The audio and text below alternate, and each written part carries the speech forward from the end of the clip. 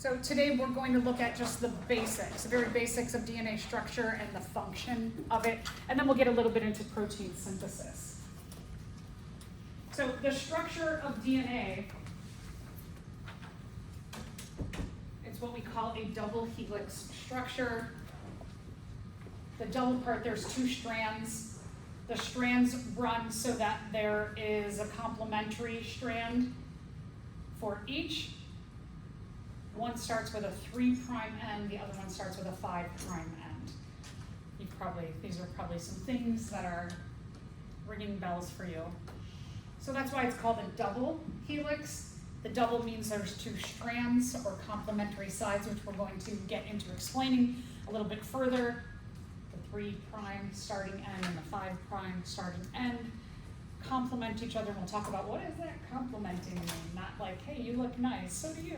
It's not quite that kind of compliment. Helix means that they are circular. It's a string that wraps around itself. The complementary part that I'm talking about is there's base pairings. There's 4 bases that make up DNA: adenine, thymine, guanine, and cytosine. The A and the T go together, or they complement each other, and the G and the C go together, or they complement one another. They are nitrogen bases, which we'll look at again. Yeah, grab one of each. And then to make up the backbone around those complementary base nitrogen pairs, we have sugar and phosphates, as what we call like the uprights or the sides of the DNA molecule. All right, let's think back a bit. DNA and RNA are organic molecules. If you go back to, I think it was like chapter 3, you talked about different biomolecules. What group do they belong to? Are they proteins, carbohydrates, lipids, or nucleic acids? Good. Okay, so right there in the name, DNA is deoxyribonucleic acid, and RNA is ribonucleic acid. So yes, if you were remembering what the DNA and RNA, those letters stood for, you would remember that they are in the nucleic acid group. Nucleic acids are polymers. The monomers of the nucleic acids are nucleotides. And when we're talking about the nucleotides of DNA, we have the A, T, G, and C. However, when we're looking at RNA, you have A, U, G, and C. And we'll go into more details as we go along with that as well.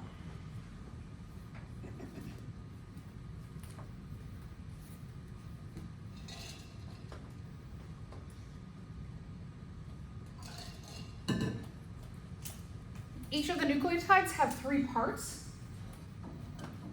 You have a phosphate group, as I mentioned before, that the DNA has a phosphate as well as a sugar backbone. For DNA, the sugar is right there in the name, deoxyribose. For RNA, it's just the ribose.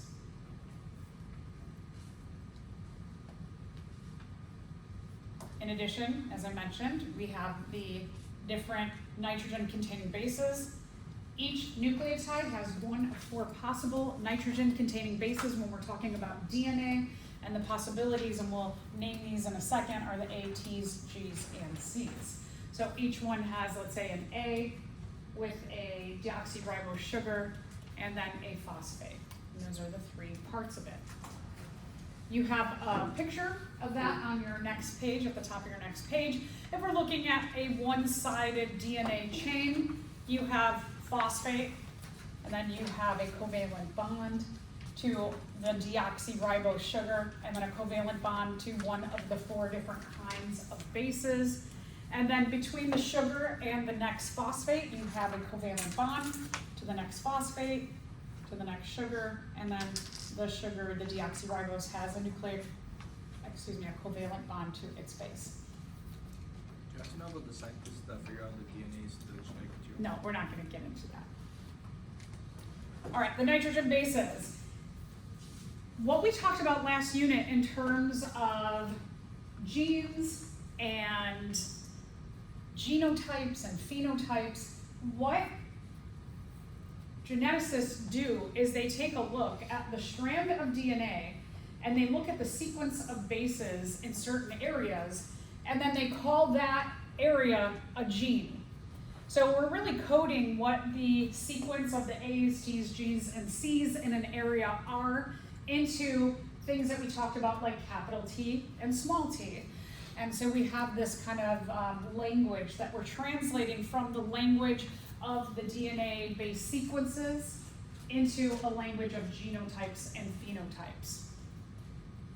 So again, for example, last unit we talked about, let's say like height in pea plants, that if we were looking at complete dominance, that the genotypes for tall would be capital T, or capital T, small t.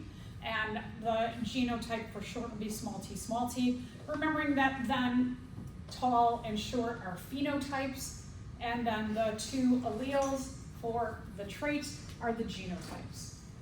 Now, if we take a look at a sequence, let's say that in an area that they code for a gene, that they figure out that this area, wherever there are 3 nucleotide bases in the order of A, T, G at a specific gene loci, I should say locus or singular, that A, T, G at this specific place or gene locus, that codes for a capital T.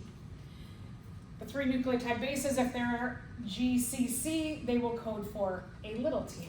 So we're just translating again the language of the nucleotide sequence into a language of genes. So in our location or gene locus, the nucleotide strand reads ATG, that codes for capital T, because you see that ATG repeated twice. And we just said that ATG means a gene that equates to a capital T or a dominant allele. If in this gene locus we have ATG, we know that codes for a capital T, and then the following 3 nucleotides, say GCC, that codes for a little t. That would be an individual who is heterozygous. And then if we have in that area GCC and GCC, GCC codes for little t, and again, GCC for little t. So that would code for the genotype little t. All right, so just to kind of bridge between last unit and this unit. The bases are adenine, A for adenine, G for guanine, C for cytosine, and T for thymine.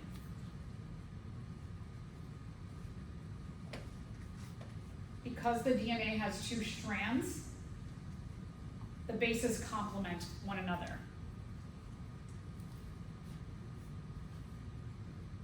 Due to base pairing, what we find is that certain letters always go together, or certain bases always pair together.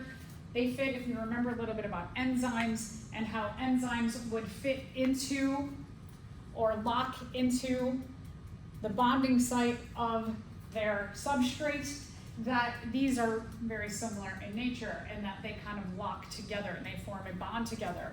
So what we find is that adenine always pairs with thymine, so the A and the T always pair together on each side of the DNA. Because of the chemical nature of them, they just naturally will attract to one another and bond to one another. The guanine will pair with the cytosine.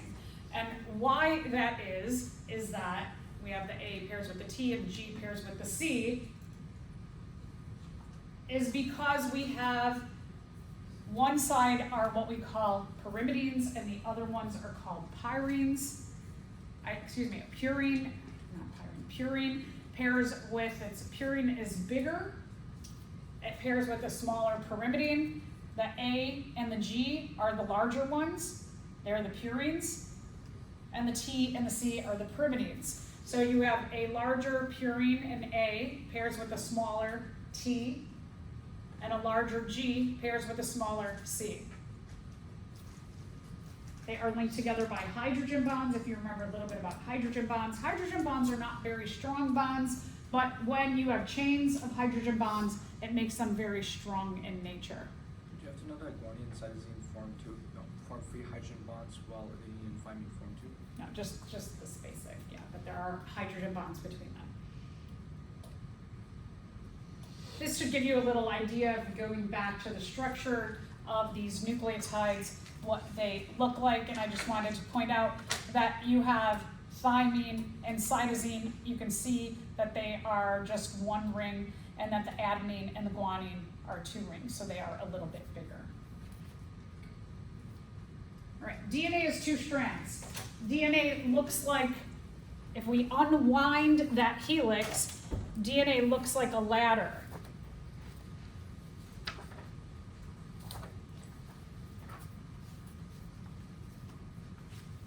So if we take that helix shape and we untwist it, oh, thanks.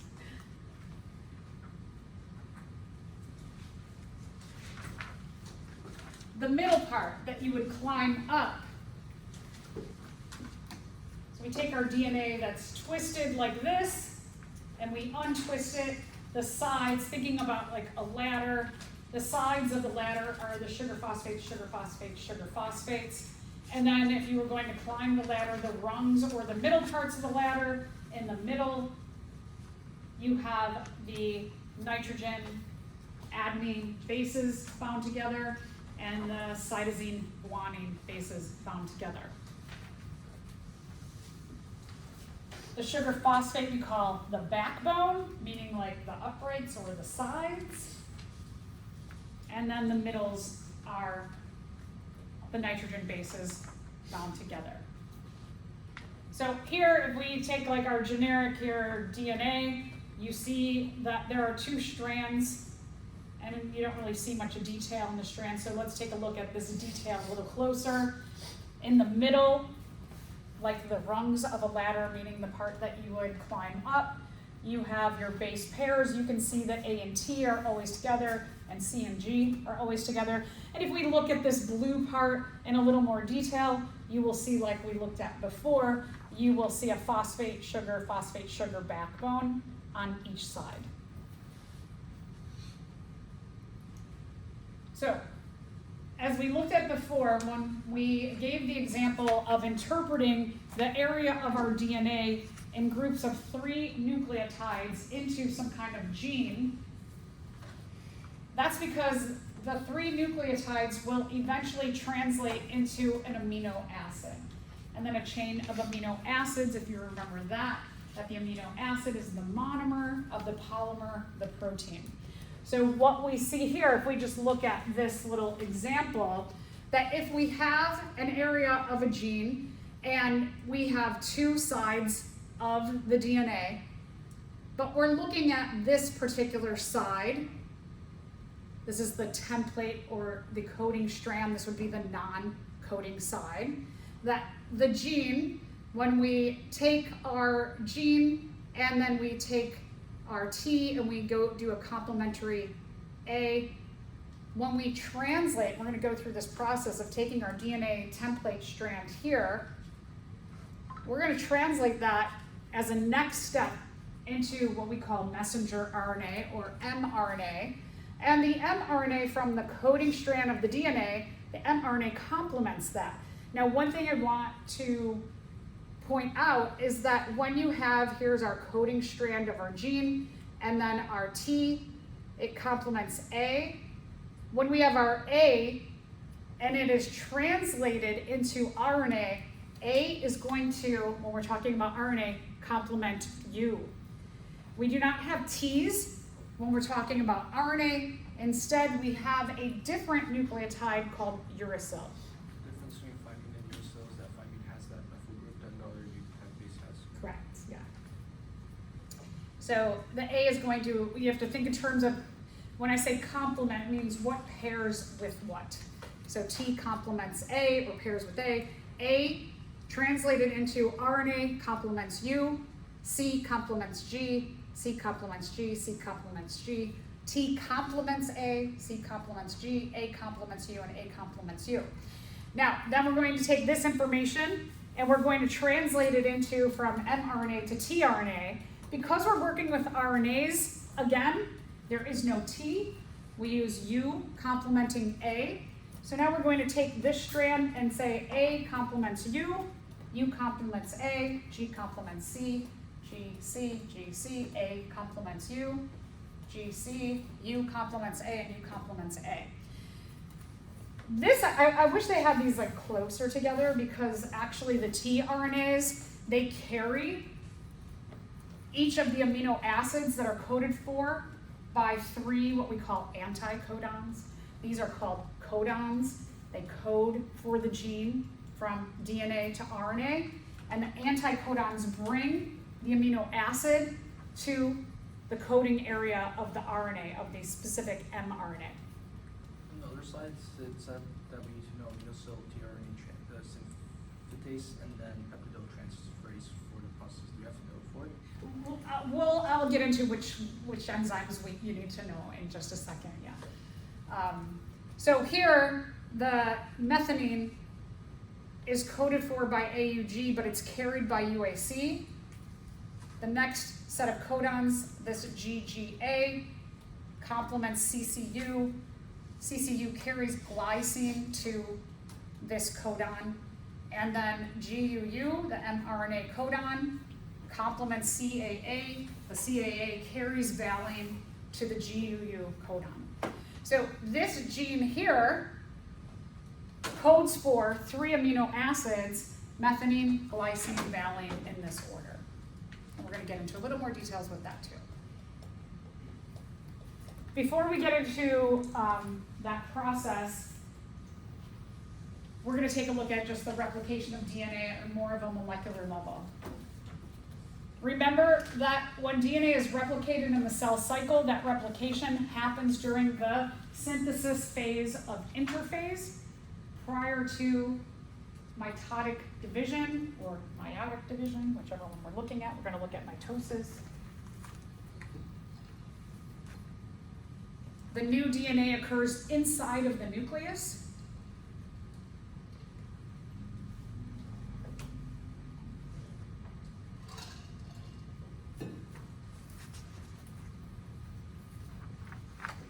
These are just some reminders of things that you have learned before.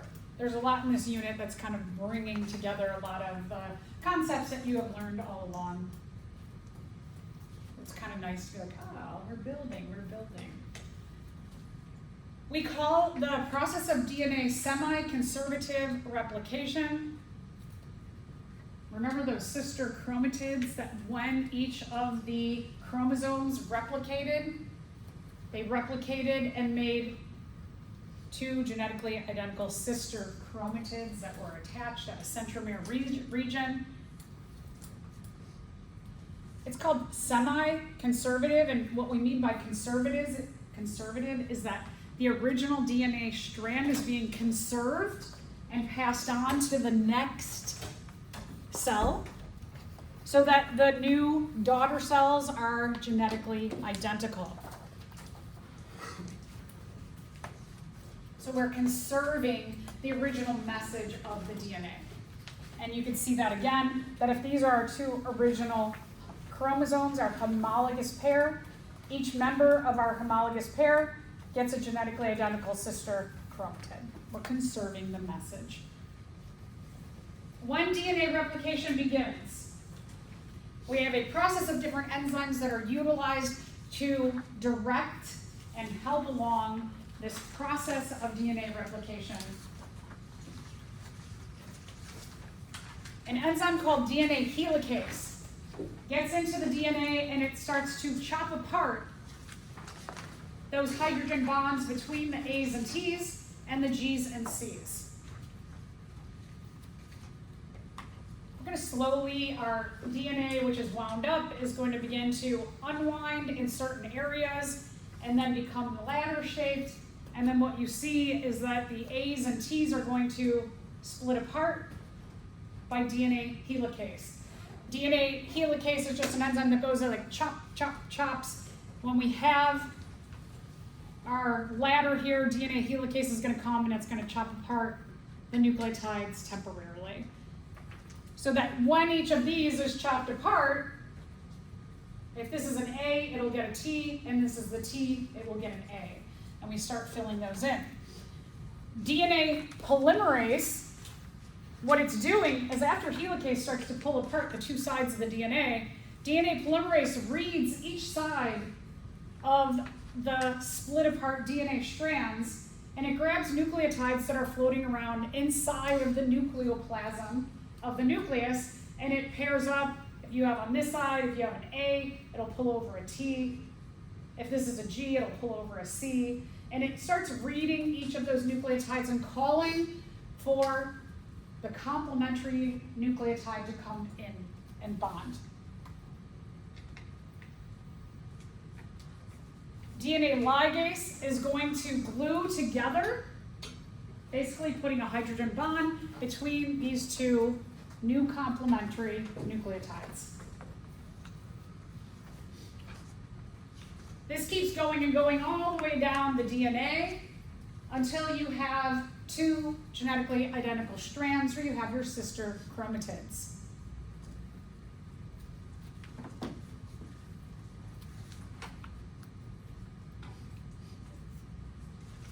So in thinking about our DNA, if our DNA is like this, and then it starts to unwind, what's happening is DNA helicase is coming and it's popping open the nucleotide strands little by little. So here you have your old strands on the side, and then you have DNA polymerase, which is reading each of these nucleotides and pulling over, basically making a new strand to this old strand, and here you have an old strand and then you're getting a new strand. So our sister chromatids are half old on the outside and half new on the inside. This means that each sister chromatid is essentially a mirror image of one another. That if this is our parent strand here, DNA helicase comes and it chops apart this G and C, this A and T, this A and T. So this side, the side that's on your left, will be the first strand, and the side that's on your right, you can see it's your second strand. And then each of these original sides, you've got old, DNA polymerase is going to come and start reading them and go, okay, I've got a G, I'm going to pull over a free nucleotide inside of the nucleoplasm, a C, then it's going to go to A, DNA polymerase moves down, it calls over a T, DNA polymerase moves down, the A, it calls over a T, the G, it calls over a C, C calls over a G. These two are exactly, so strand 1 and strand 2 are exactly the same, but they're essentially a mirror image of one another. So you can see that the new strand of strand 1 is the same thing as the old strand of strand 2, and the old strand of strand 1 is the same thing as the new strand of strand 2. And this is a little bit more realistic. What happens with DNA helicase is DNA helicase doesn't chop the entire long piece of DNA apart at one time. It will start in sections. And so DNA helicase comes and it starts chopping this apart, and then a DNA polymerase comes here, and another DNA polymerase comes here, and so that little sections of the DNA are being made rather than doing the whole thing at once. Yeah. Do you have to know what the topoisomerase ahead of it that keeps like breaking and reforming the phosphoester bonds? No, just real basic details, yeah. All right, so in this process of doing it, we've talked about mutations before. We know mistakes do happen in this process. When you have a mistake in the copying of DNA, it is by definition called a mutation. Mistakes in mutation are more significant during meiosis rather than mitosis.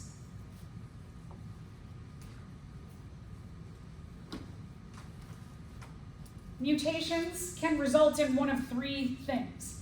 A mutation can, let's say that it substitutes a nucleotide.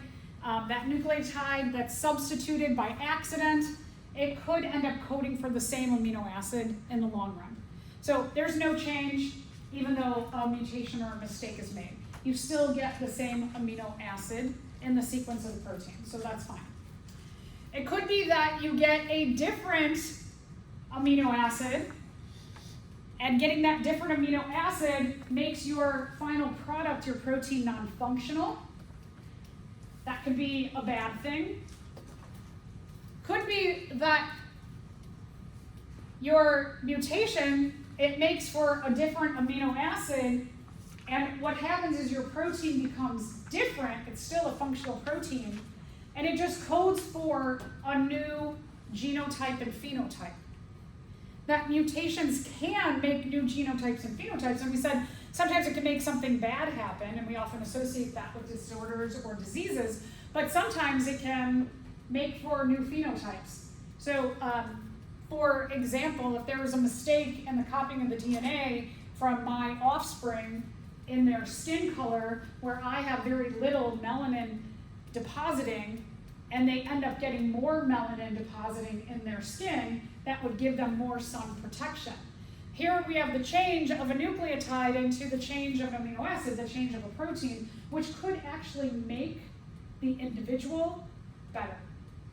So one of the things just to remember about mutations is that they can result in no change at all. They can result in something not good, or they can result in something better. So there's all of those possible options.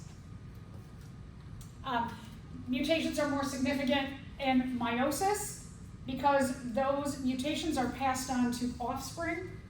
Let's say that we have a mutation in one of my heart cells, and that mutation causes that one cell to not be able to contract and relax for the beating of my heart. If I have 1 million heart cells and one of them becomes non-functional through a mutation in mitosis, is that a big deal? 1 out of 1 million? No, right? Because the rest of them are going to pick up the slack on that one little cell out of 1 million. But let's say that the gene that codes for relaxation and contraction of heart cells is mutated to a point where now my offspring's heart can't contract and relax at all. Is that a big deal? Yes. Right. So it just depends. If we're looking at meiosis, it's usually a lot more significant of an effect rather than mitosis, where it's just one of a lot of different cells. Okay, we're going to look at 3 very basic kinds of mutations. These mutations we'll get into more and more and more in detail as you move further into genetics and molecular biology if you take more. We're just going to look at very simple ones. So what is called a point mutation? Point means there's just one point in the DNA strand where there is a mistake made. If we take a look at our nucleotide strand and we're looking at our coding side of our strand, because we know our DNA is double-sided, we're looking at the coding side, we have A, A, C, G. When it is copied, let's say that G, that 4th nucleotide, instead of putting a G in there, our DNA polymerase puts a C. That's a point mutation. So just one nucleotide has changed. An insertion mutation means that in the original DNA strand, you insert 1 or more extra nucleotides. So the DNA polymerase, maybe it's supposed to just put in, and we can see here, it's supposed to put in a C here, and we've got that C there, but with that C, it grabs a TAG also. So it grabs 3 extra nucleotides with this C, and it inserts them in there. And we'll talk about the results of what happens with these in a little bit too. And then our last one is deletion, that the DNA polymerase skips over 1 or more nucleotides, and that in our new strand that we make, we're missing nucleotides from the DNA sequence. So here you can see our DNA strand, this CA here got skipped over, and it's missing from our nucleotide strand.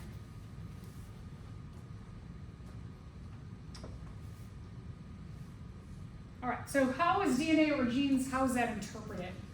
So we talked about our gene, as we looked at the example from before, that we take our nucleotides in groups of 3 and then we translate them from some kind of nucleotide sequence into a gene, and 2 genes make up a genotype because there's 2 alleles for every trait. And then we translate our genotype into what is this code for? What does it look like? And we call that our phenotype.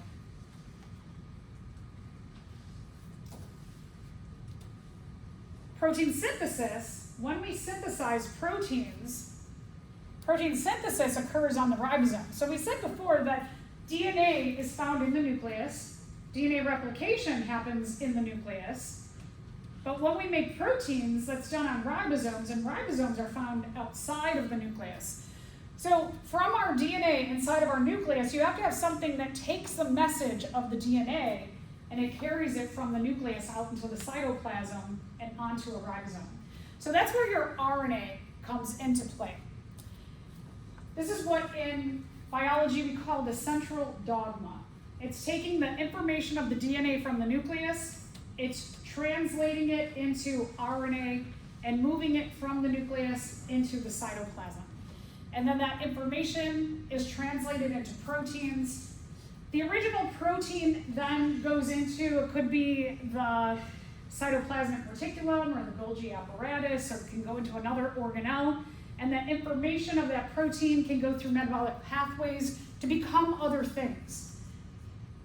And so we'll get into that in a bit too. All right, so RNA has 3 different kinds. Because RNA has to take that information of the DNA and translate it into proteins, you've got a bunch of different kinds of RNA, 3 different ones that have critical roles in this translation process. RNA is only a single strand. It is not double-stranded. So a few differences between RNA and DNA. RNA in the name, ribonucleic acid, instead of having deoxyribose, it has the sugar ribose.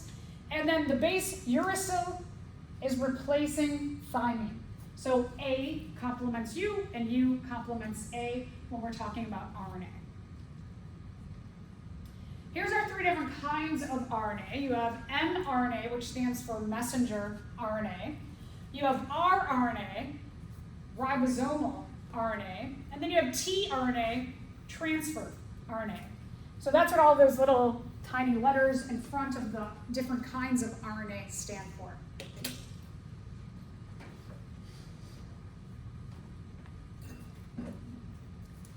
Here's our different kinds of RNA.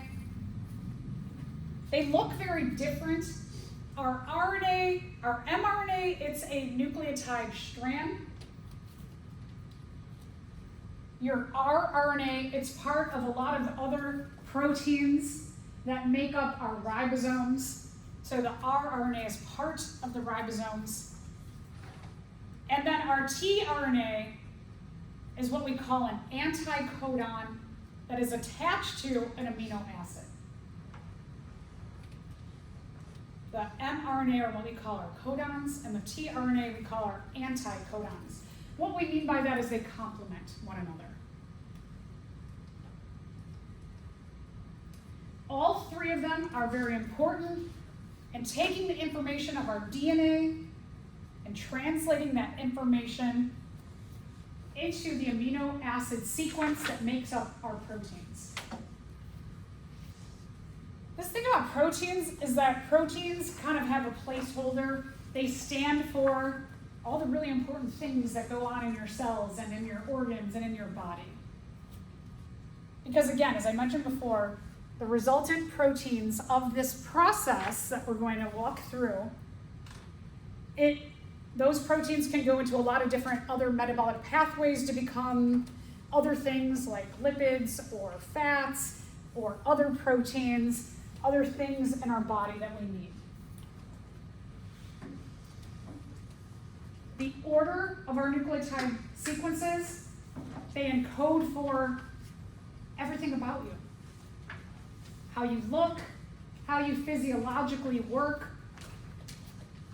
all of your metabolic reactions. Are we missed something wrong? Is it okay? I mean, it's not showing up on the That doesn't, it's a little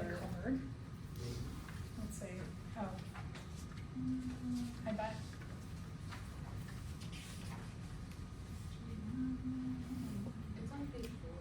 It's on page 4. It's on page 4. Yeah. Okay, it's on page 4. Thank you.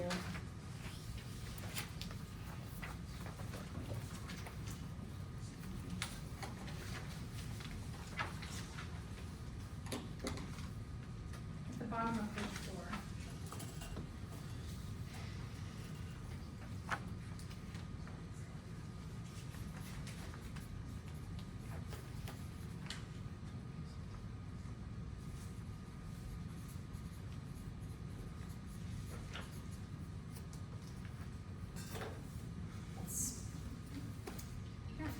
Okay, thank you.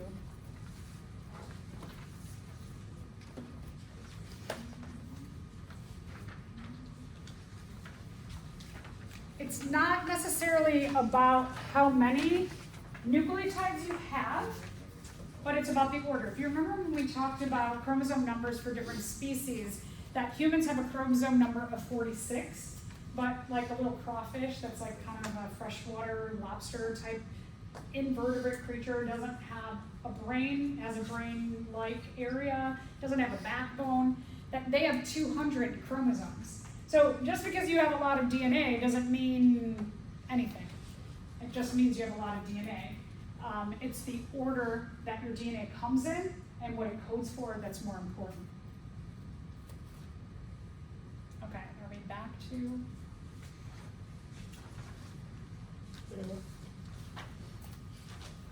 Back to page 9.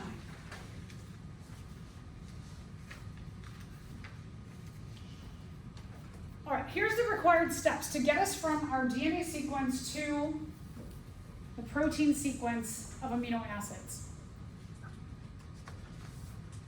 The first step is DNA undergoes transcription. Transcription is the information of DNA made into a complementary messenger RNA. A transcript, if you think about you will at some point apply for your transcripts, a lot of you this summer. As soon as the class ends, you want your grades entered because you have to get your transcripts onto another college.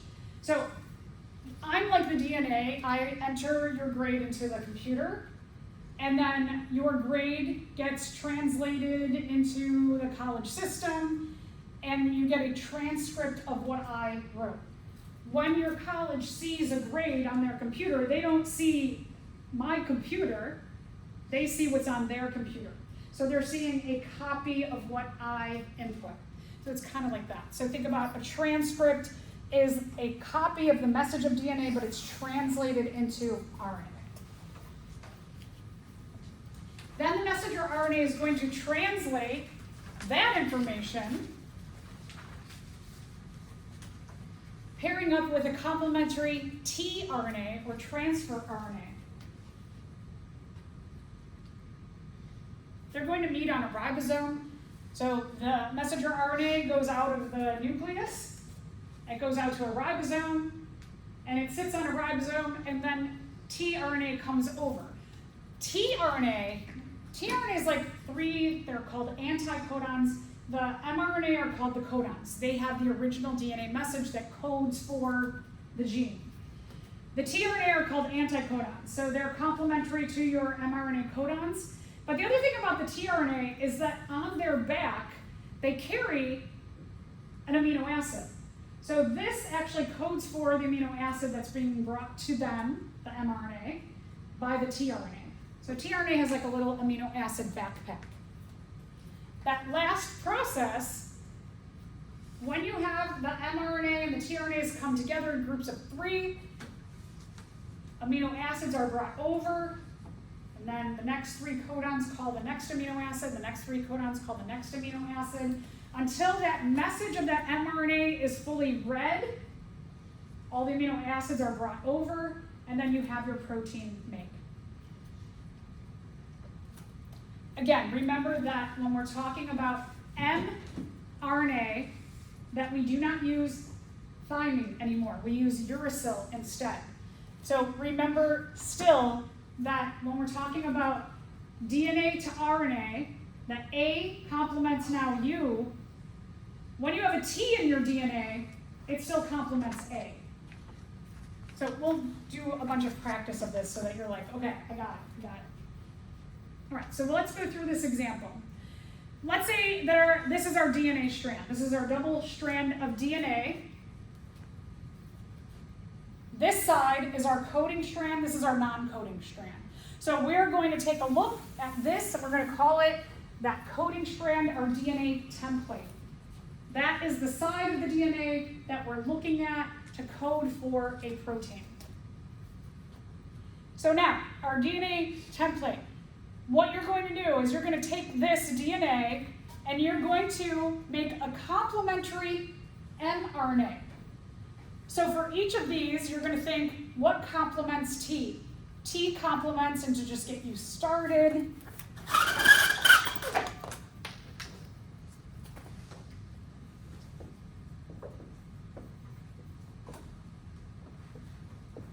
that T complements A. Because it's RNA, our A complements U. Our A, when I say complements, I mean pairs with. So T complements A complements U, C complements G, G complements C. And we just go one by one and think about what pairs with what.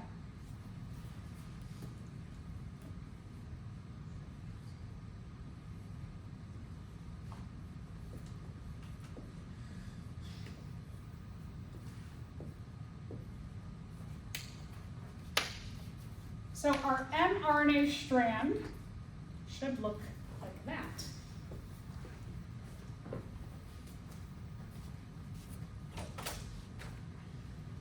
And again, remember that you are thinking in terms of what complements what, and in RNAs, we do not use T's anymore.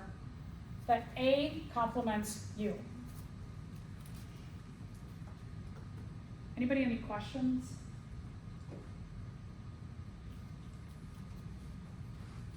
All right, now we're going to go to our tRNA.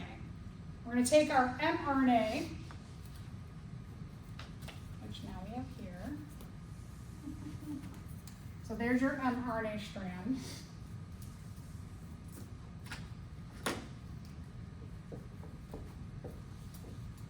And now you're going to make a complementary tRNA strand. So again, you're just thinking about A complements U. Good. U complements A. G goes with C. C goes with G.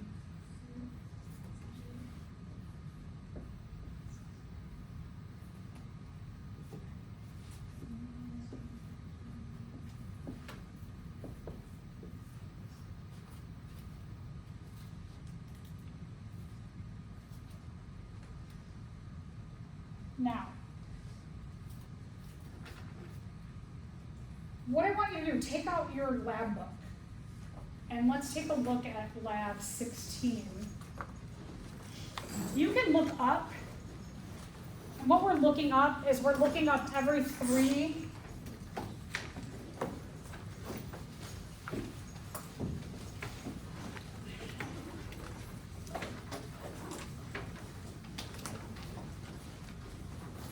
you have lab 16.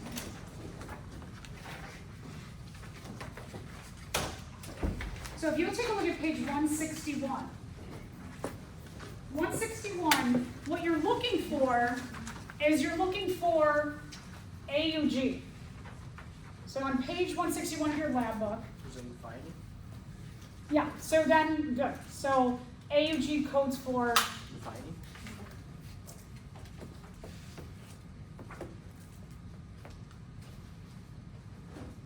what is it?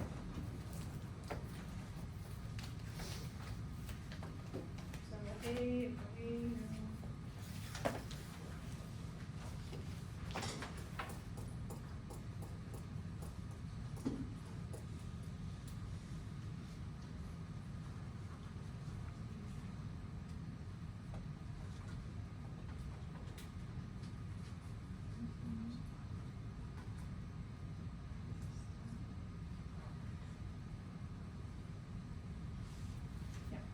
Okay, so this AUG, this This is what we call a start codon.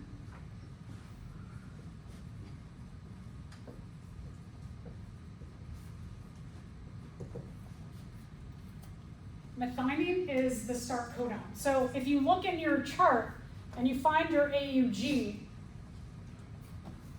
and you see that AUG, it is the fifth row from, it's the first column, fifth row from the bottom.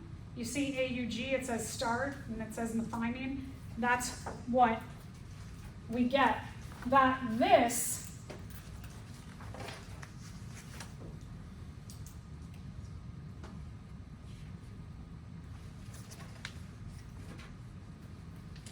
amino acid is carried on the back of UAC to AUG, but AUG really codes for the amino acid. So this is like really, really important to remember.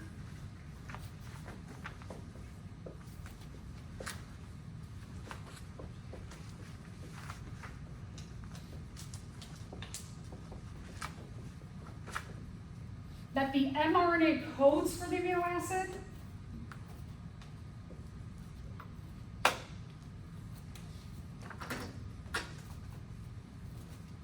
Not the tRNA. The tRNA is called an anti-codon. So right there in the name, if you think tRNA, anti-codon, they're not coding for something, they're anti-coding.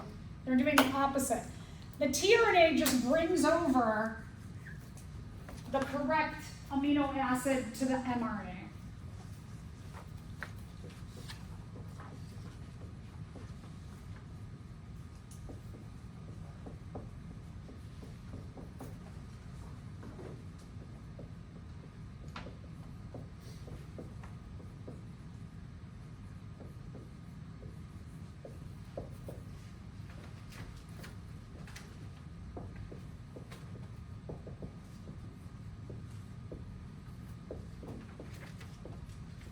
So the tRNA, it has this little backpack of methionine in it, and its job, the tRNA's job, is to bring over the correct amino acid to the mRNA. The mRNA is called the codon because it's the coding sequence of the DNA. It's the transcript or the message of the DNA.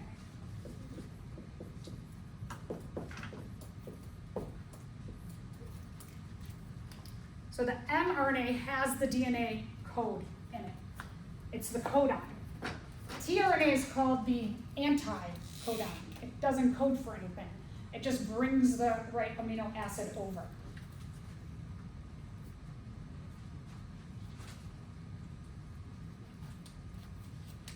So they're just there to bring their little backpack to the mRNA, who has the original DNA message or the instructions in it. All right, so how about the next three? C, G, C. So if you look in your chart, and you're looking for C, G, C, or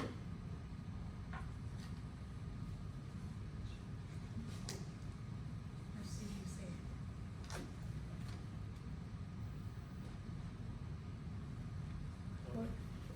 Oh, it's right here. You got it? RG, good. So the next one, CGC codes for, so it's going to have a little backpack of arginine on it. All right, now let's look up UGC. What do you find? Where do you find UGC?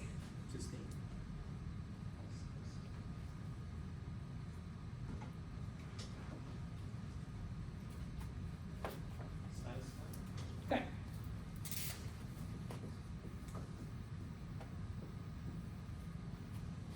So the UGC, if you take a look, that is that cysteine.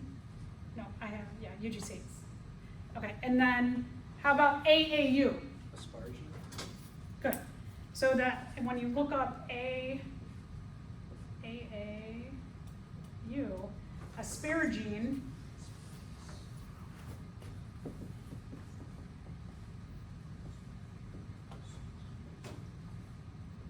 and then how about UAG? Stop So UAG, all right.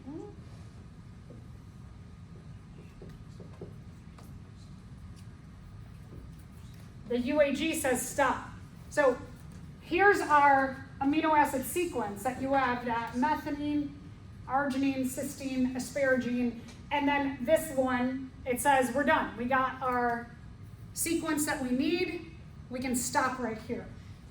One of the things that you always see with your pieces of your DNA is that the mRNA message will always start with a start codon and end with a stop codon.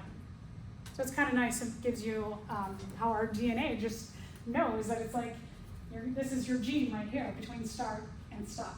Pretty clever that it's all just done for us, right? We evolved that way to have this messaging system. So you're going to do this process in lab where you're going to be given a DNA template, and then you're going to make the complementary mRNA. You're going to figure out the anticodon sequence that brings over the amino acid chain.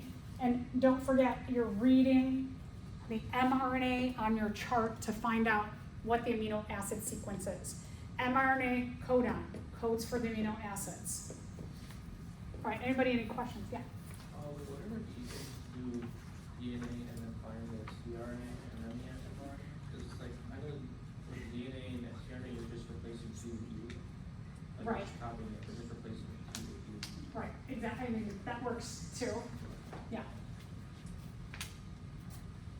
All right, so. Okay, anyone else? Any other questions? All right, so we went through. And you have your start and your stop.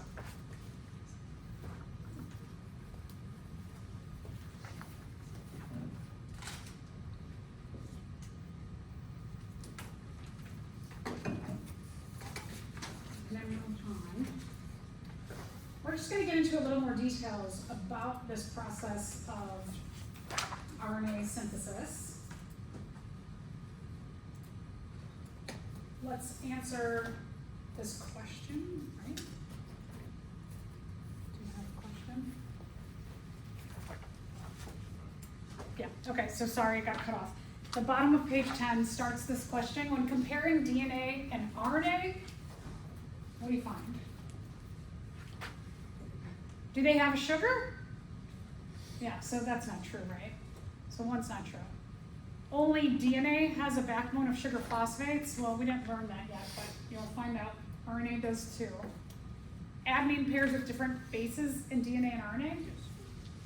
Sounds pretty good. Thymine pairs with different bases in DNA and RNA. No, it's the adenine pairs. So 3 is correct. All right, so we're going to get into a little bit more about genes and proteins and the different players that are involved in this. So remember again, we started looking at this, that when we go from DNA to RNA, then RNA tells us the amino acid sequence of the protein, that first we make a transcript or a copy of the message of the DNA into mRNA. mRNA is going to leave the nucleus, go to the ribosome, where it gets translated by tRNA, the anticodon, into an amino acid sequence of proteins. This is what in biology, if you ever hear the term central dogma, this is it.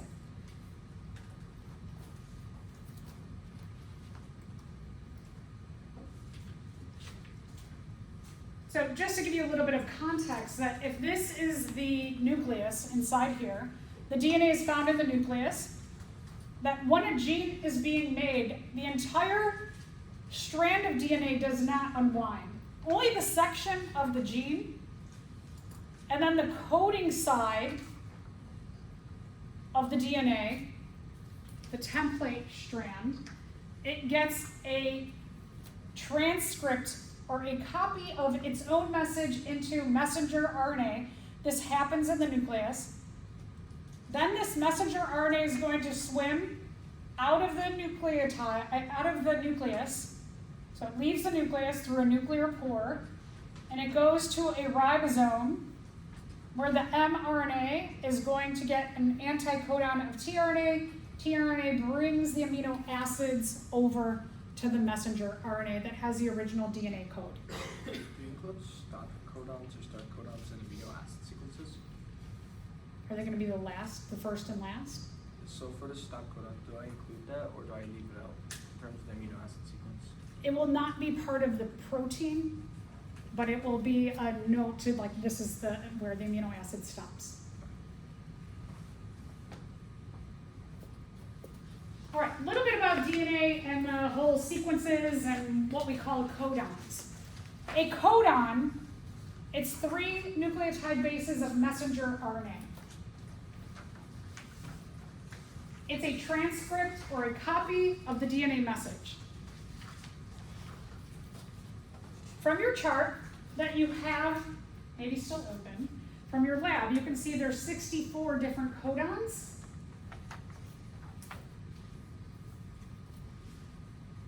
But there's some repetition in there.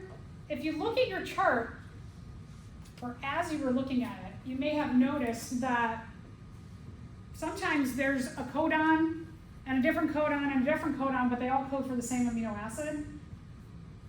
Like, for example, if you take a look at UUU and UUC, they both code for phenylalanine.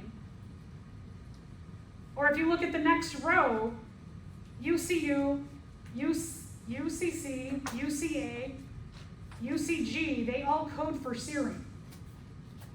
So one of the things that's really good about that, this repetition of codons for the same amino acids, is that if a mutation is made, like for example, if you take a look at phenylalanine, the first one at the top, UUU, if there's a mutation and it inserts UUC, guess what? It codes for the same thing. So it's a little bit of like a protective mechanism that if a point mutation is made, you're still going to get the same outcome. Do we need to know that it's called silent mutation or do we need to know about nonsense mutations? Wait, say again? Do you need to know about nonsense mutations? No. So even though we have 64 codons, there's only 20 amino acids because of that repetition of different codons can code for the same amino acid. And it gives us less of a chance, again, of having a mutation occur. You also see there's one start codon. So the start of every gene, AUG? yes, very good. It's going to be AUG. So just think, like somebody like you, they left college, went to study in a lab, and they were studying DNA, and they kept seeing the same 3 amino acids over and over and over again, different spaces and places in DNA sequences, and they're like, there's something about this AUG that's important here. And that was the way that they figured out. This is a gene, okay, now this is a gene, now this is a gene, wherever they saw an AUG. There's 3 stop codons, which say okay, the gene starts at AUG and then it stops at, and could be one of the 3. And so again, somebody who's good at just recognizing things, details, if you're very detail-oriented, this could be a great career path for you to go into genomics or go into molecular genetics or molecular biology, become a cell engineer, a biomedical engineer. There's all kinds of ways that you can look at DNA to start cracking the codes of these genes to figure out what does this mean and how could we change it, or use things like, if you've heard of CRISPR, for example, where it's a technique where they can go in and they can insert nucleotides or they can take out nucleotides in sequences. They can change our DNA to cure diseases. You could work with that. So there's a lot of avenues. If you're, we're thinking I just want to be a doctor, there's a lot of other things you can do with that brain as well. Do you have to know about the Cas9 and Cas12 systems for CRISPR? No. All right, so a little bit about transcription. We call this the synthesis of the RNA. It's our first step where we make RNA to take that information of the original DNA template, gene message, and make a transcript or a copy of it into RNA. So when you make that complement of the DNA into the mRNA, you're essentially just kind of it's like using Google Translate. So if you speak another language, that what you do is you put your language into Google Translate and it pops out the same meaning in a different language. That's just what's happening here, is that our cells are using a translational process to take that information of DNA, put it into something else that's going to help us get to that final answer. So it's nothing that you all don't already know. So the DNA is transcribed into that RNA. That happens in the nucleus, and then the mRNA is going to swim out of the nucleus through a nuclear pore. It's going to find a ribosome.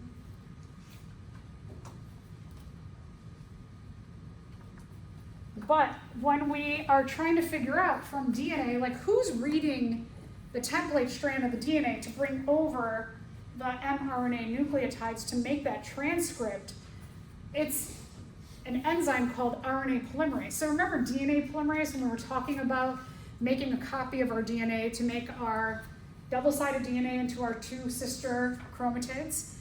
It's just like that, where the polymerase reads the DNA strand, but in this case, instead of putting a new DNA strand, it's going to put the RNA transcript. So where it reads a T, it's going to put an A. Where it reads an A, it's going to put a U. G and C still go together. So the mRNA transcript begins, it attaches to what we call a promoter region.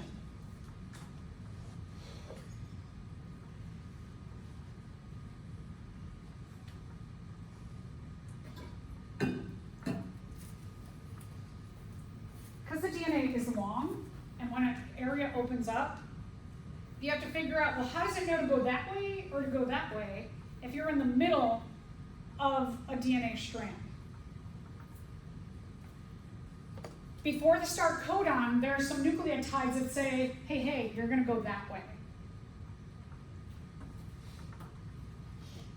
That's what we call the promoter region, is that there's an area that says, go this way, and then here's the start codon.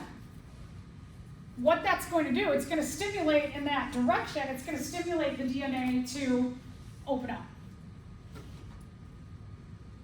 So the DNA is going to unwind, it's going to unzip, and then you're going to start adding, the RNA polymerase is going to start calling over free RNA nucleotides.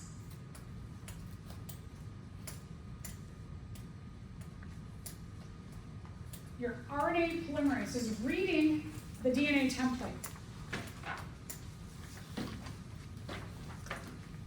So just like we saw with DNA polymerase, it's going to move nucleotide by nucleotide, one by one. It's going to call over the complementary nucleotide, but again, we're making from DNA, we're making complementary mRNA. So no T's are involved, we're using U instead. And as it goes one by one, this process is called elongation. We're making that mRNA transcript longer, one nucleotide by one nucleotide. And then it continues till it gets to a terminator sequence, which is your stop codon. You have another problem other than protein termination for the. When you get to the terminator sequence says a bunch of things. It says, okay, stop, we're done. You've made the copy of the DNA message. And then it's also going to stimulate RNA polymerase to come off of the DNA. And they're like, thank you. The terminator is basically like, thank you, RNA polymerase, you're done with your job. And thank you, mRNA, you're done as well. You can go swim out of the nucleus. So this terminator sequence is directing everybody to be like, we're done. Everybody go about your business. We're finished. So here, in your DNA, there's a bunch of different genes, right? Our long strands of DNA have many, many, many different kinds of genes at different locations or loci. If this is the gene that's needed right now, the thing about this process is that this process is not going on all the time. So if, let's say we're talking about a heart cell, and that in our heart cell, that what we need is we have one cell and it's not contracting and relaxing in time with everybody else, so it needs to be replaced. And so to replace, maybe it just needs some like enzymes that need to be replaced within that cell. So here is the enzyme. This is going to code for, let's say, that enzyme in the heart cell that makes it contract and relax just like everybody else in time. Let's say gene 1 codes for hydrochloric acid in the stomach. Does the heart cell need this gene? No, right? It's a heart cell. So that gene will stay all wound up together. That in a heart cell, gene 1 will never be needed. So it's always going to be wound tight in that area. Let's say gene 2 codes for a protein in your eye. Does the heart cell ever need that protein? No. So that's going to be wound tight. So this one will make the gene for the enzyme that helps with contraction and relaxation in our heart cell, but does it need it all the time? No. It might need it at certain times in the cell's life. So when it's needed, the RNA polymerase comes over here and it's like, okay, you in this area, let's start to unwind because I need to get this protein made. So this part is going to start to unwind and unzip. The RNA polymerase is going to start at the beginning of the gene where we have that start codon, and then it's going to read the template strand of the DNA, and it's going to add from that template side of the DNA, nucleotide by nucleotide, it's going to add mRNA nucleotides that complement the DNA template strand. That's going to continue until you get to the end of the gene. That's the terminator sequence, termination signal. And when it gets to here, it's like, okay, it says RNA polymerase, you're done, you can go hang out in the nucleoplasm. It's going to tell this, you can go and swim out of the nucleus. And then this area of the DNA, it's going to say, okay, we're going to have an enzyme that's going to come and it's going to put these hydrogen bonds back together so that the DNA can come back together and then it'll wind back around.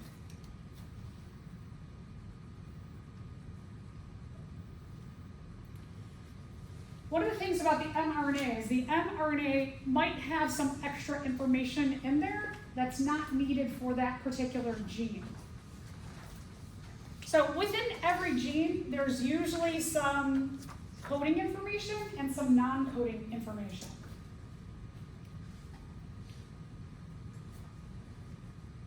The exons are the coding information, and the way I remember the difference between the exon and the intron is exons are the part of the mRNA that exit the nucleus. So they're the coding. Just think about exons exit the nucleus. So they're the part that's going to go out to the ribosome to get coded for. The introns stay inside the nucleus. Intron inside. The introns are removed so that you get just the protein sequence. The introns are removed by an enzyme called the spliceosome. I like that, it's splicing, cutting out the non-coding portion. Now, we call that junk DNA, but junk DNA may not necessarily be junk for every cell. That part that's cut out may be needed for an eye cell, but if you're a heart cell, you don't need that information. Also, that part that's junk, when people are looking at comparing organisms evolutionarily, saying who's closely related, sometimes those sequences that are not important for certain cells will give you clues to how different kinds of organisms are related. So again, remember that the exon is the coding portion. Exons exit the nucleus. They go outside of the nucleus to the ribosome to code for the protein. All right, so again, spliceosomes are the chop, chop, chop. You splice something, you cut it up.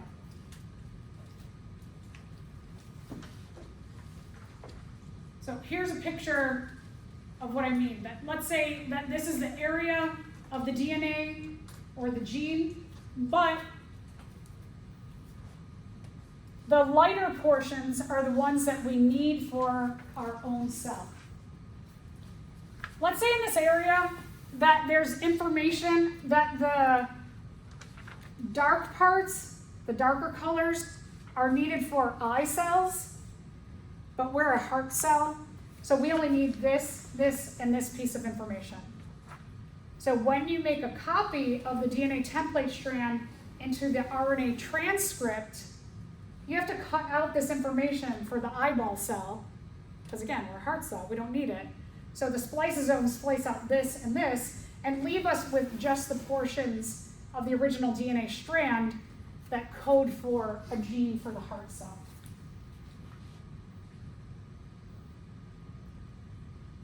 So which of the following would explain why a mRNA molecule becomes shorter before it is used in translation? So give that a read over.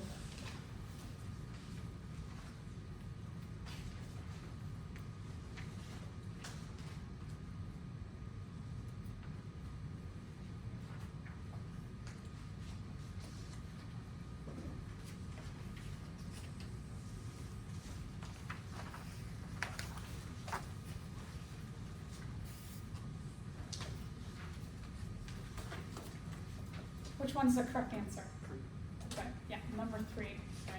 So number 3 cuts out or removes the introns from the mRNA. Number 3 is correct.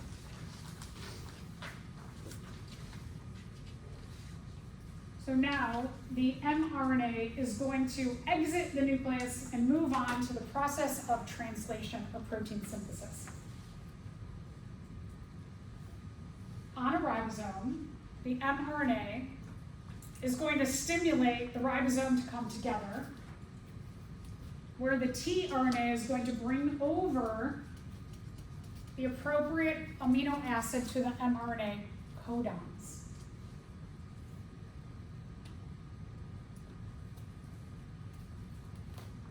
So DNA complements mRNA, mRNA complements tRNA.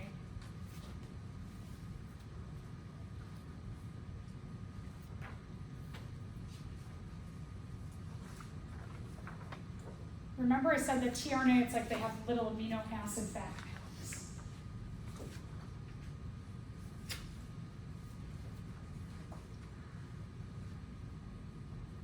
The tRNA called anticodons because they do not code for the amino acid. They just bring over the appropriate amino acid. The tRNA anticodons complement the mRNA codons. We're putting a lot of emphasis on the mRNA because the mRNA has the original DNA message for that gene. So mRNA is the coding portion, again. It's the copy of the DNA. So just remember, the tRNA, while it's important because it brings the amino acid over, it's not coding for anything. It's anti-coding. It's kind of doing the opposite.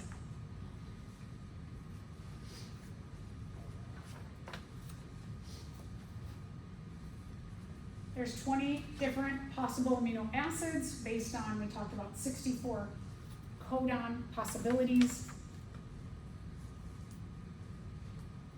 And that we have a repetition in the amino acids for the codons, so that if a mutation happens, we might luck out and it might code for the same amino acid and then you get the same protein. All right, so a little bit about how the tRNA gets their little amino acid backpacks. The way that they are brought together is from an enzyme called tRNA synthase. tRNA synthase finds the right amino acid for the tRNA anticodon. So they're going to glue them together with some bonds.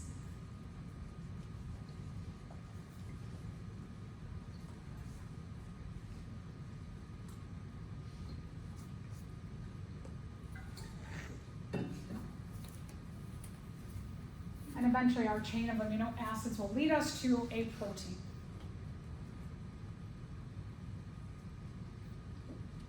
All right, role of rRNA. rRNA is mixed with a variety of different proteins to make the ribosome. Ribosomes are actually in two major parts. There's like a big part and a small part, and they are not together until they are in the process of uniting the mRNA codons with the tRNA. So they just play a role in that whole ribosomal meeting place and the reading of the mRNA codons to bring over the correct tRNA anticodons with little backpacks of amino acids.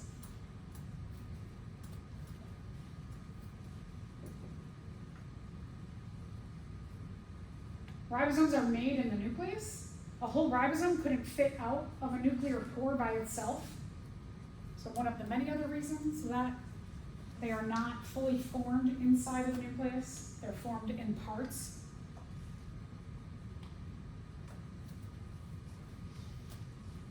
Ribosomes can be found in two places in the cell. They can be found free in the cytoplasm or on the, if you remember, the rough endoplasmic reticulum. It's called rough because it is studded or covered in ribosomes, as opposed to the smooth endoplasmic reticulum, which is not. It doesn't have the ribosomes, so it's a smooth surface.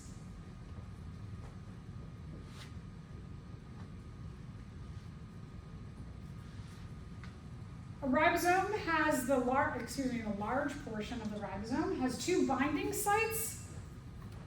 So when this process is going to happen, this all comes together.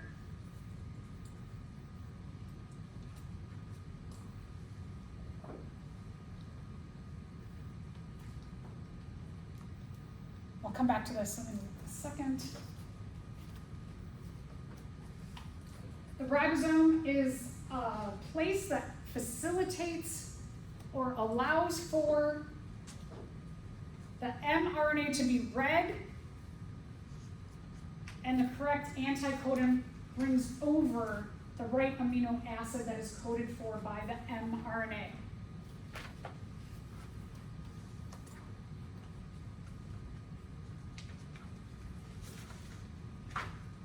The chain of amino acids makes a polypeptide, and polypeptides can come together in groups to make proteins. When you get to that stop codon, the stop codon says, okay, everybody, the amino acid sequence is made.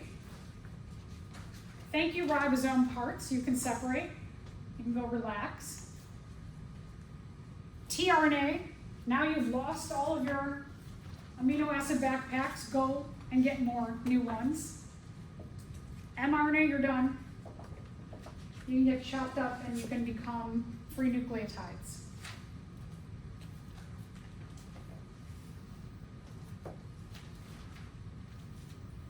Again, ribosomes are floating either free in the cytoplasm or on the rough endoplasmic reticulum.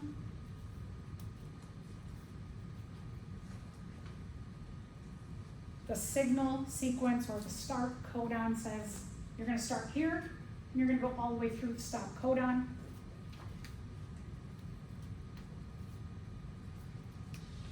There's also information that might direct where does it go after we're done. Maybe it's like, well, now you can go to the Golgi apparatus. Maybe you can go to the smooth endoplasmic reticulum. It'll say where also this particular protein or polypeptide needs to go in the cell. Okay, so let's talk a little bit about this whole process of translation. It all starts with that start codon, that AUG.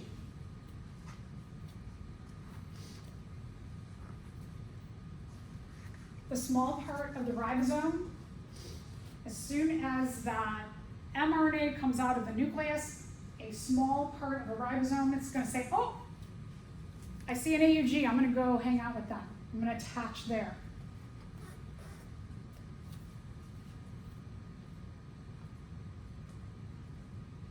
AUG is going to attract a complementary tRNA called an initiator.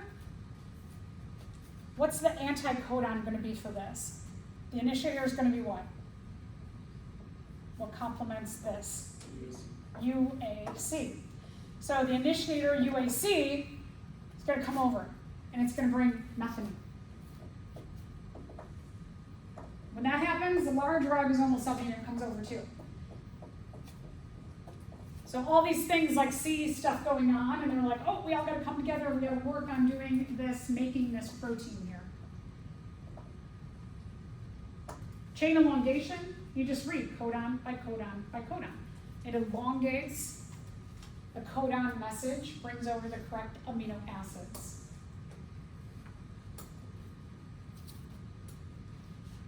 And then we get to the end. We get to the stop codon.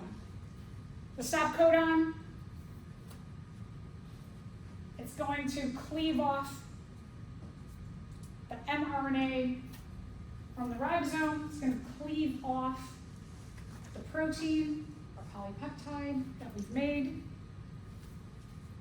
The ribosome is going to dissociate. The tRNAs that lost their little backpacks are going to go, and they're going to get new backpacks. They're going to get new amino acid sequences. Yeah, so I think we're at a point where the pictures are better on the second packet.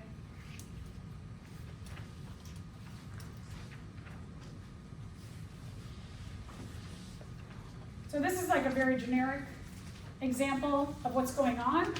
That if this is our double-stranded DNA, and we looked at this earlier, that let's say this side is the template strand or the coding portion, you can see that TAC of the DNA gets a complementary AUG or start codon, and then you have GGA gets CCT, and GUU gets CAA. The mRNA is going to leave the nucleus. This is going to attract the small portion of a ribosome, which is going to attract a UAC that has a methionine on it. So this is all going to come together. This is going to attract the large portion of a ribosome. So we have all these things coming together, a small ribosome and a large part of a ribosome. A large ribosome has two spots. It's going to call over this, and then it's going to read the next one, it's going to call over that. And it's going to keep going until this is completely finished. So here, let's start with the actual ribosomes on there.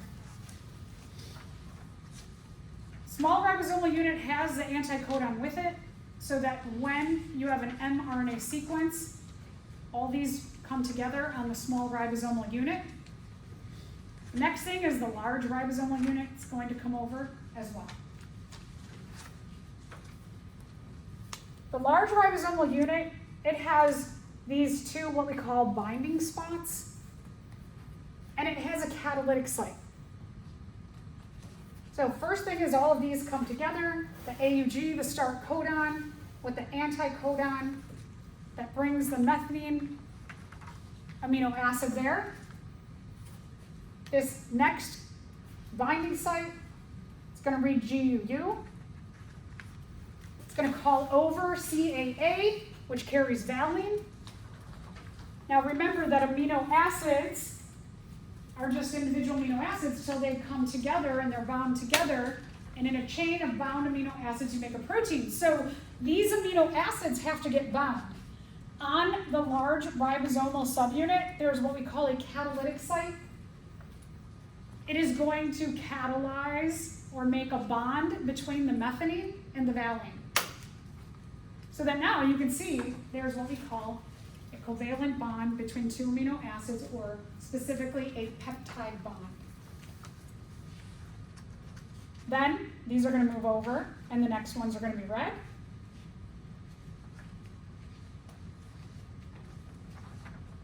The next three, CAU, code for histine. Histine and valine at the catalytic site are going to get a peptide bond between them. Everybody's going to move over until you have the amino acid sequence, which at a stop codon is going to say we're good, we've got our amino acid sequence or our polypeptide or protein. The small subunit goes away, the large subunit goes away. These tRNAs are going to go get new. So once they lose their amino acid to this whole process, they're going to go back to the cytoplasm and they're going to get a new amino acid bound to them. And the mRNA is going to be chopped up to become individual nucleotides in the cytoplasm. And that's it. Imagine that the template strand of the gene has a sequence TAC. What is the sequence of the anticodon? So remember what we're asking for, anticodon. So think, which one was codon, anticodon, how do I get that? And there's a couple ways to think about this.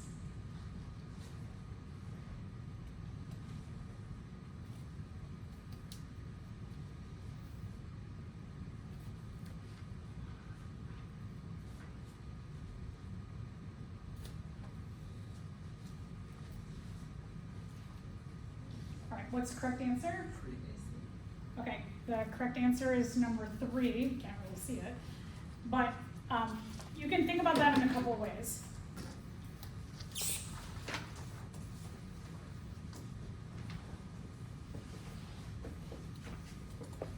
So one way, like Margo said, you can do the DNA template. The anticodon is the same thing, except for the T you replace with a U. So you could just go UAC. I always just to make sure, I like to do the mRNA. So I go T complements A complements U, C complements G, and then I do the complements of that to get the complements of that. So either way. Anybody question?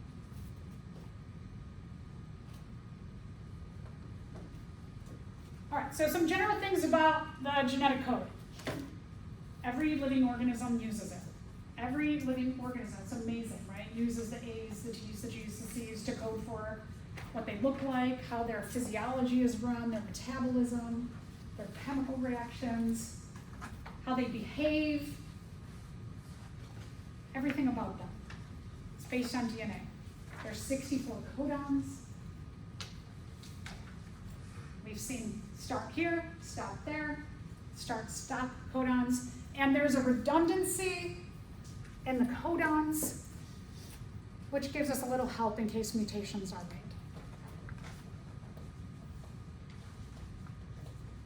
So this I just think is so cool to think about, that how complex we are is based on 4 little molecules, 5 including you. But just those simple, it's such a simple way to code information into something so complex. So this is just like your chart that you have in your lab book. You can see the redundancy, like leucine, there's 5 redundant codons for leucine. You can see proline here. So we've got that good redundancy. Okay, so let's just talk lastly about mutations. How does it actually enact in terms of those different mutations we talked about earlier? So one is, as I said, the protein can be unchanged, right? Because of the redundancy of our codons, that if you have UUU, and that last U, if our DNA polymerase messes up and it grabs, instead of grabbing a U to copy, it makes a C, well, it doesn't matter, because they both code for phenylalanine, code for the same amino acid. So, whew, that's good. Could be equivalent that in a long sequence, you substitute one amino acid, maybe it's in the middle, maybe it's deep into the folded protein, that because it's not on the outside, it's not in any binding portion of the protein that it doesn't affect actual function of the protein. So that's that's good. Could make the protein non-functional. That, let's say you have a deletion mutation in a chain. So if this is our original DNA strand and we're making a copy of it, and one of our U's gets deleted, what that means for reading our codons is that now everybody moves up one.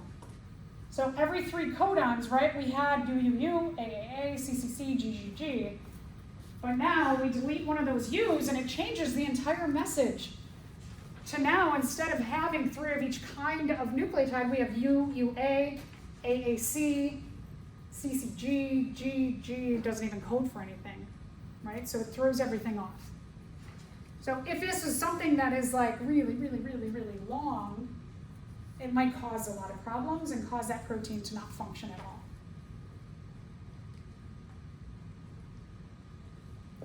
So a little bit about the effect of mutation on organisms and evolution.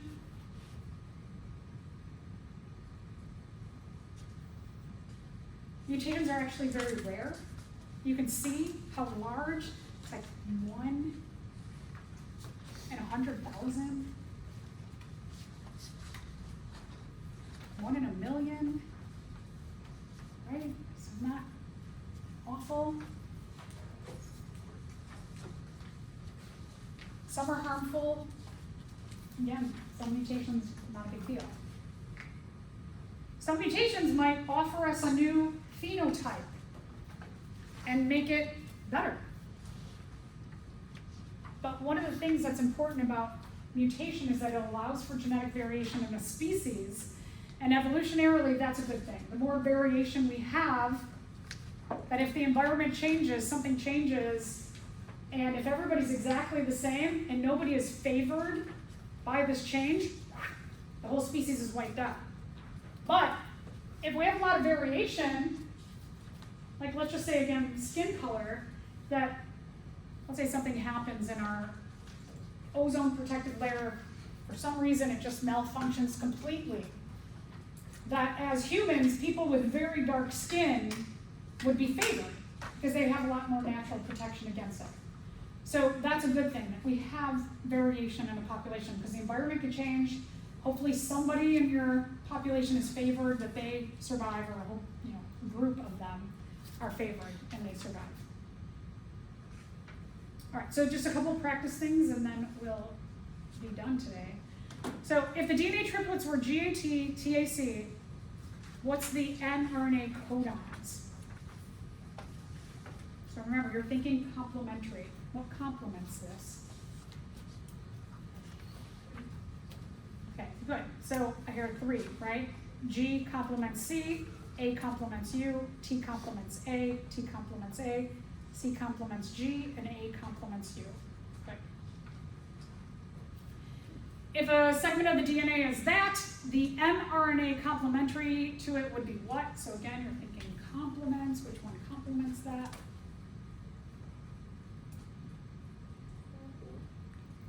Okay, good. So C complements G, G complements C, A complements U, T complements A, G complements C, C complements G, T complements A complements U, and C complements G. So 4 is correct. Very good. All right, and then if this is the DNA strand, the coding strand, what is the tRNA anticodons?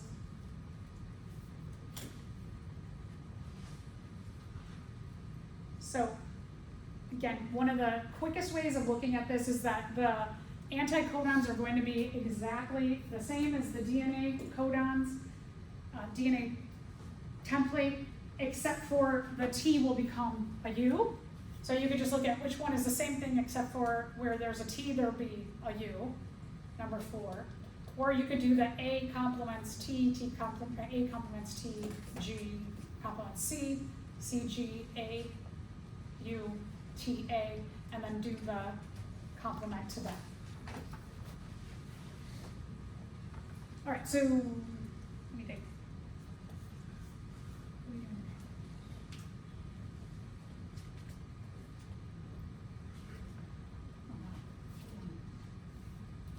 there's just, do you wanna just go through this next section, or do you wanna break and come back? And one break. You wanna break? What was that?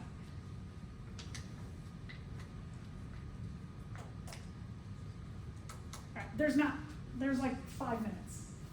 Let's just, we'll power through, okay. So, as I mentioned before, not all genes are used all the time. Depending on the cell, some genes are used a lot, like very often. So for example, like genes that make hydrochloric acid in the stomach, every time you eat or drink, they're going to need to make more hydrochloric acid. So they're going to be pretty active genes. Whereas if you have genes that are making hormones during puberty, they're only going to be inactive for those years during puberty, and then they're done. So genes just depends on what's going on in a cell's life or the life of the organism, whether they're used a lot or just used once in a while, or maybe used once in the entire lifetime of the cell or the organism. So it's very complicated. We're going to look at today prokaryotic cells. Prokaryotic cell DNA, the genes work in groups called, instead of calling them like specific genes, they call them operons.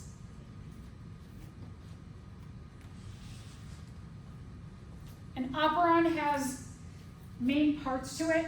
There's the regulatory gene. It's going to control what the other genes do. It regulates the whole thing. The promoter, it says start here, stop there. Or sorry, it says stop at start. It says start here, promotes the start of it. The operator are the genes that actually code for the thing that you need. Excuse me, the operator, gosh, I'm losing my arm. The operator, it says RNA polymerase come here, and the structural genes code for the thing that you need. So you've got these 4 parts here.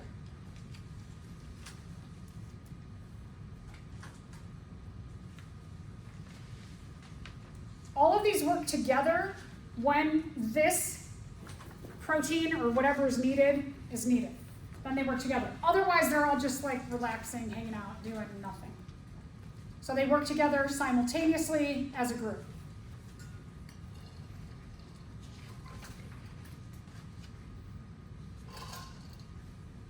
Do you know about the trip opera?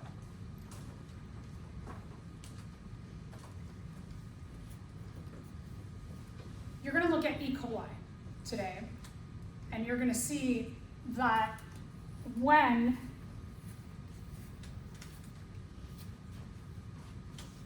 you drink a milk product,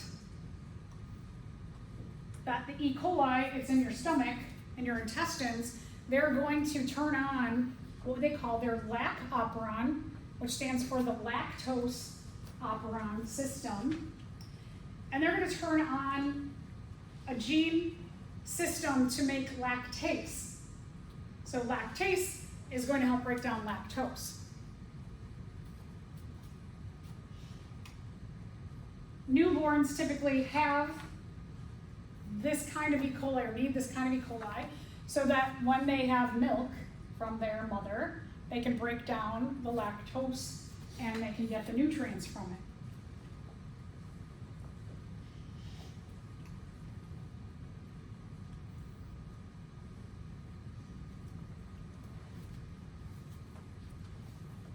So this system, as an adult, do you need the E. coli in your system to have their lac operon working? Should you? Should you need it? I guess my question is, should you need it? How many of you are still having milk from your mother? Okay, so people who are lactose intolerant usually start out their life with being able to house these bacteria, and then they can't later, so they become lactose intolerant, right? So it's actually normal to be lactose intolerant because we don't get milk from our mother. So for those of you who every day are having lactose, let's think about where you're getting that lactose from. You're getting it from your mother? I'm Guess no, right? Are you getting it from some other species mother? Yeah, that's kind of weird, right? Weird to think about. So this is what the operon looks like, that you have the repressor protein, you have a promoter, an operator, and then the genes to make the lactase. When you don't have lactose in your system, you've got RNA polymerase, it's just sitting here, and it's getting blocked by these free repressor proteins. These proteins, when lactose is not present, there's a whole bunch of them floating around in your stomach or in your intestines, and one of them will bind to this spot. Blocks the RNA polymerase from reading the genes, and then thus this process undergoing transcription and translation, and thus making the lactase, because you don't need it right now, because there's no lactose around. As soon as you start eating lactose, what happens is the lactose that comes into your system starts binding to all of these free repressor proteins, including, remember this one here? The lactose is going to take this one off of here. This one's going to go like, ooh, lactose, I'm going to combine to that. And when this leaves, it opens up this operator, and it opens up the area for the RNA polymerase to read the operon system. When it reads the operon system, lactose enzymes called lactase is produced. Then the lactase is going to start breaking this down, and when this gets broken down by the lactase that's produced, these become free again, and when these become free again, eventually one of them is going to go back here.